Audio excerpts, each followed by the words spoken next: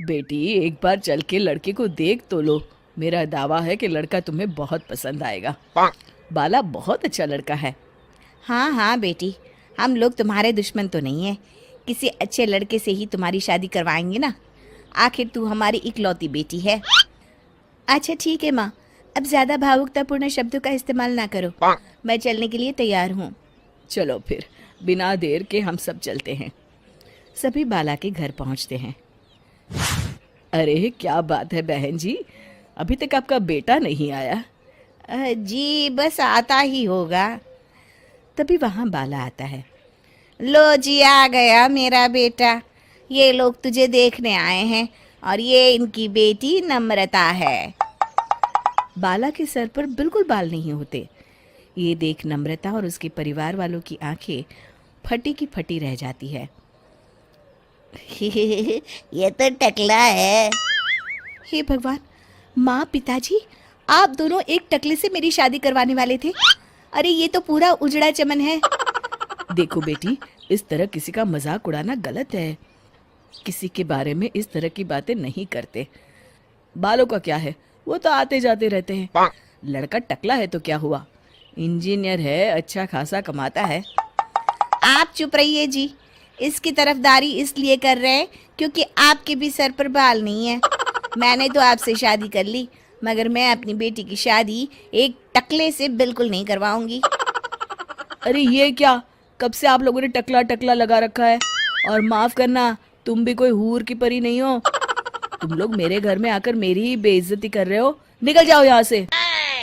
हाँ हाँ तो जा रहे हैं ना, हमें भी यहाँ रुकने का कोई शौक नहीं है। नम्रता और उसके परिवार वाले उठकर वहां से जाने लगते हैं। तभी नम्रता का छोटा भाई जाते जाते कहता है, टकला। तेरा बाप टकला। और इस तरह बाला का रिश्ता टूट जाता है। फिर एक दिन सड़क के किनारे एक आदमी घूम घूम कर कंधी बेच रहा होता है। कंधी ले लो, कंधी, एक से बढ़िया एक कंघी ले लो, नए जमाने की कंघी ले लो। अरे भाई ये ले लो। घूमते घूमते वो बाला के पास पहुंच जाता है। अरे भाई साहब, कंधी लोगे क्या? ये लो।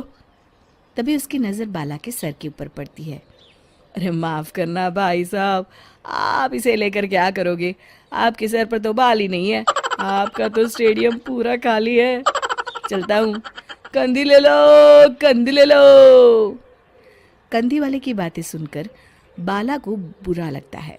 उस समय बाला को ऐसा महसूस होता है कि उसके लिए दुनिया में सबसे कीमती कोई चीज़ अगर है तो वो सिर्फ बाल है। बाला सड़क पर चलते हुए लोगों के बाल बड़े गौर से दिखता है। चलते चलते बाला एक मंदिर के पास पहुंच जाता है। हे भगवान, तुमने ये मेरे साथ क्या किया? थोड़े से बाल अगर मुझे दे देते तो तुम्हारा क्या चला जाता? सारी दुनिया मेरा मजाक उड़ाती है।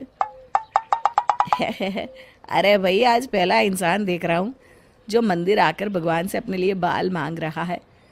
बेटा, भगवान ने तुम्हें सब कुछ तो दिया है। अच्छी सेहत है, अच्छी नौकरी है। लगता है तुम्हारी तबीयत ठीक नहीं है।